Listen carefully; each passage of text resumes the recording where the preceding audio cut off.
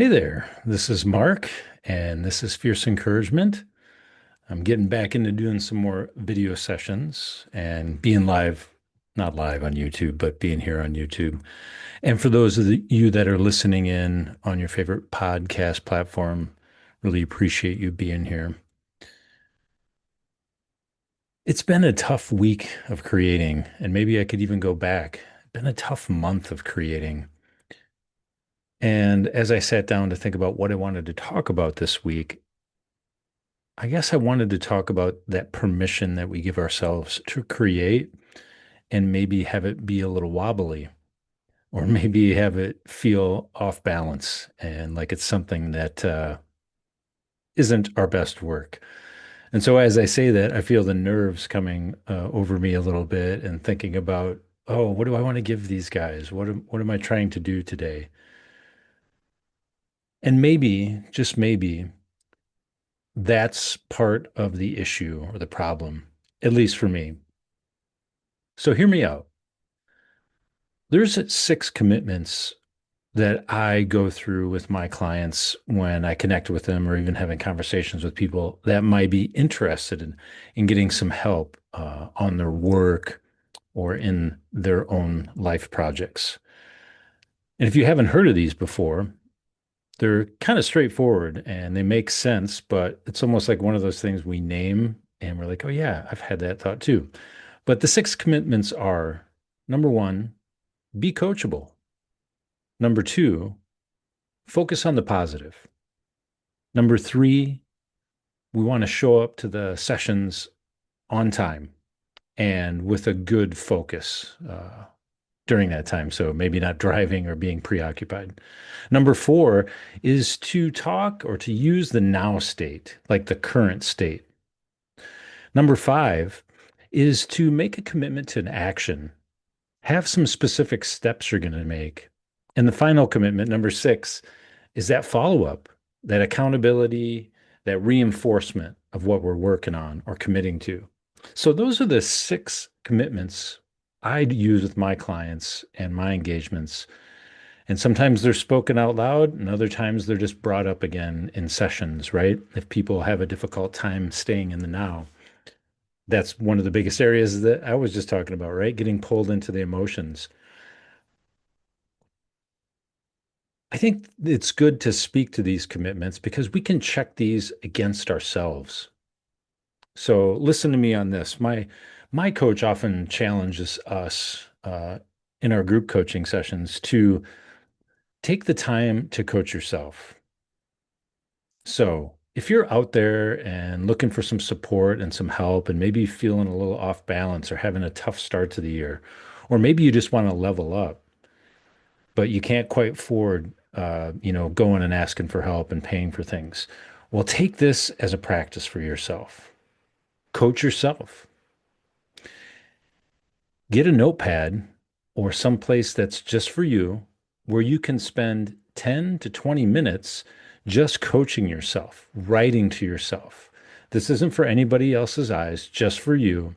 And when we practice this habit daily through the weeks, we literally are making that commitment to being more present with ourselves, to be more coachable to ourselves. And here's a little trick you could practice during those journaling sessions. And it's something I got from Donald Robertson, the author, the Stoic and Roman author, ancient history author. It's called iliism. So write to yourself in the third person. Speak to yourself and write to yourself when you're doing that journaling as if you are the third person.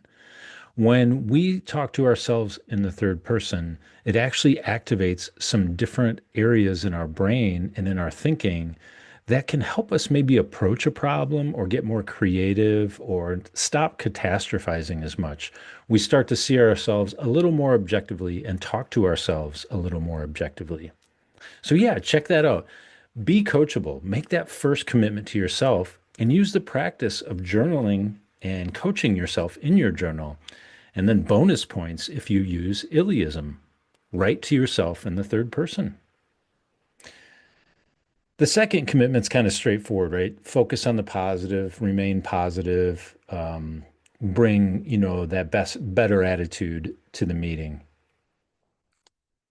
I think there's a little tweak here to that commitment that I make, um, and I use with my clients, but also with myself because I've really struggled. And maybe this is to share a place where I've had some difficulty throughout my life, actually. I am a non-diagnosed, but definitely have a hyperactive mind. I'll find myself starting a project here, and then maybe 20 minutes later, I'm downstairs folding the laundry, or maybe, like circling through tasks or items during the day and navigating like that technical hurdle and making the space for myself just to be offline and recording and creating and being a good coach. I don't have a problem in sessions. In fact, I love those because it's something for my mind to be present with. But when left to my own devices, I often can go way off track. This second commitment, like be positive then, Mark, just smile your way through it. Well, that's true. I'm really good at getting down on myself and thinking that, I wasted another day and this was a lost cause, and then I'll just give up the rest of the day. I've trained in that arena for years, so I've gotten a lot better at showing up even when I'm not feeling like it or playing well that day. But in this case, and I heard this from a great coach recently, Miss McNabb, but she talked about neutrality. Instead of thinking we need to feel really positive or, there needs to be fireworks when we think about this project or this struggle that we're kind of attacking, this challenge we're attacking in our business or at school or in our relationships. It's easy to think like, oh, I need to be really positive about this. It has to turn out great. Well, number one, we can check our language again.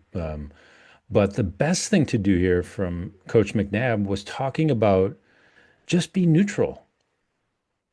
Just be neutral. You don't know how that is going to turn out. You don't know what the outcome is. So instead of trying to pump yourself up, make that effort just to kind of come back to a simple balance of neutrality and have your own phrase that works with you. Hey, this is tough right now. I'm excited to take the next step. We're going to figure it out together going forward.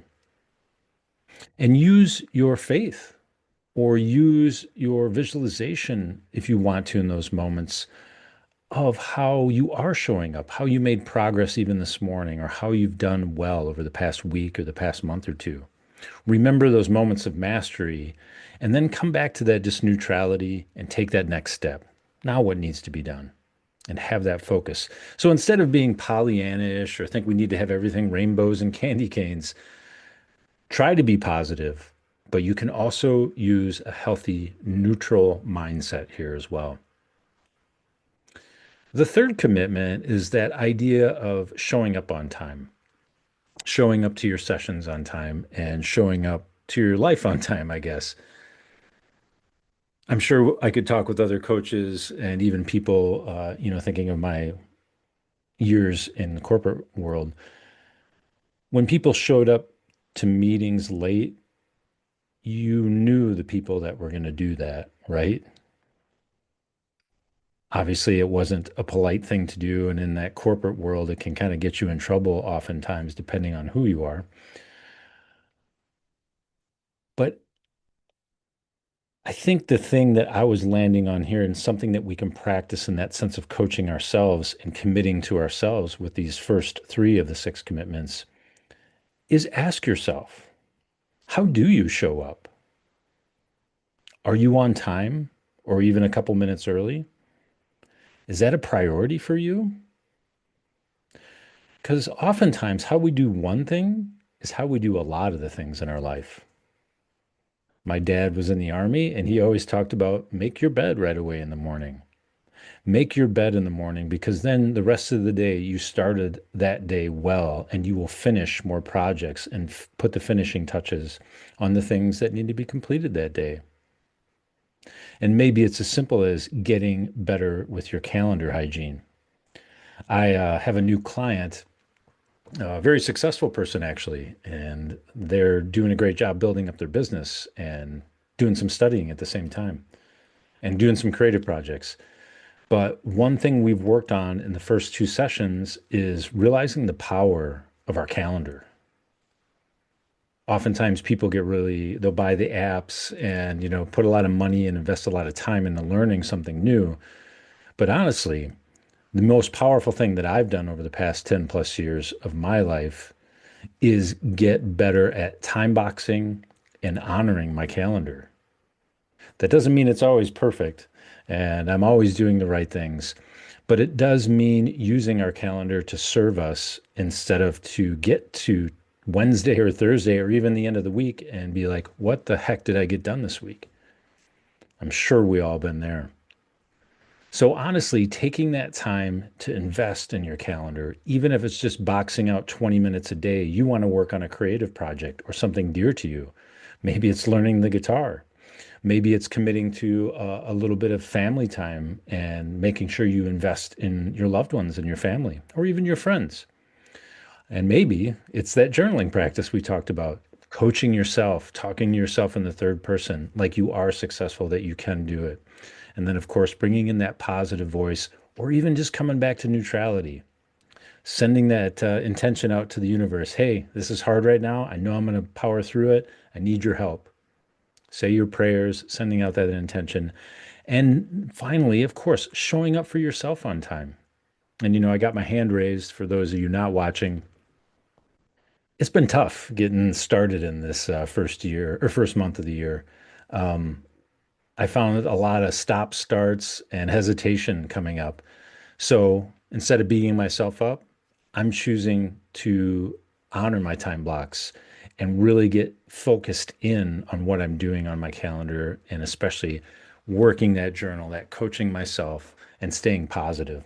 Because, when you're out here, it's not easy to create. It's not easy to be a mom or a dad, and especially with just the craziness going on politically here in the US right now, it is overwhelming and we don't know quite what to do next. And as I share that, it opens up a whole new emotional realm in us. So ultimately, slowing down, giving yourself maybe a break from the too much information and too much news, come back to making those commitments to yourself. Those first three commitments are a great way to start. And I think this is a good break. I want to cover the last three commitments and how you could pull them into your day and kind of your self-coaching practice as we go into the next episode. And as we kind of finish up, I wanted to share something that I heard from a client last year. Um, they are a great tech leader and they've worked on some amazing projects through the years. But this is what they said. I was working for big tech in Silicon Valley, and the work never stopped. I was always working. It was hard, but I had a good team. I felt almost addicted, this visceral addiction to the work I was doing.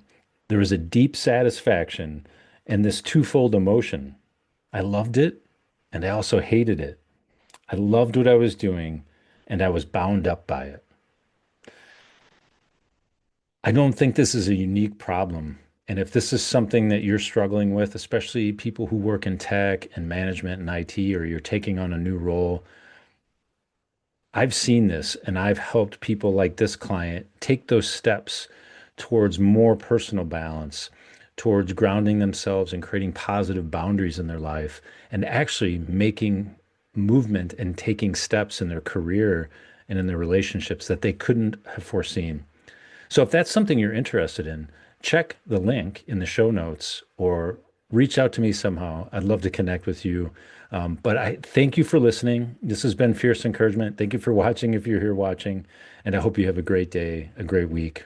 And wherever you're at, take care of yourself. Okay, we'll see you next time on Fierce Encouragement. Bye bye.